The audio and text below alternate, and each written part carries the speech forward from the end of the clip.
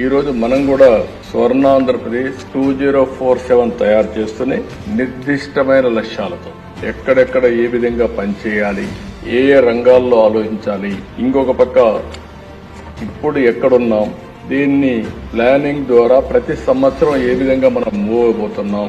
కడానికి ఉండే గౌరవ శాసనసభ్యులు కూడా మీకు ఎప్పుడు దొరకనేటువంటి ఒక అరుదైన అవకాశం ఇది.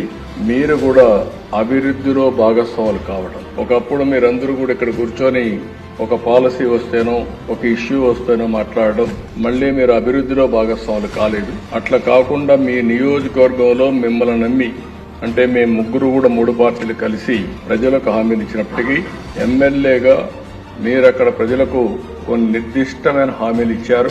ఒక వాళ్ళల్లో కూడా ఒక హోప్ ని క్రియేట్ చేశారు. ఆ హోప్ ని లాజికల్ గా తీసుకుపోవాలనుకుంటే మిమ్మల్ని కూడా భాగస్వాములు చేయాలనే ఉద్దేశంతోనే మీ నియోజకవర్గ విజన్ డాక్యుమెంట్ ని సఫలీకృతం చేసే బాధ్యత మీ అందరికీ అప్పచెప్తున్నాం. దానికి ప్రభుత్వం పూర్తిగా సహకరిస్తుంది. సద్వినియోగం చేసుకునే బాధ్యత మీ మీద ఉందని చెప్పి మీకు తెలియజేస్తున్నాం.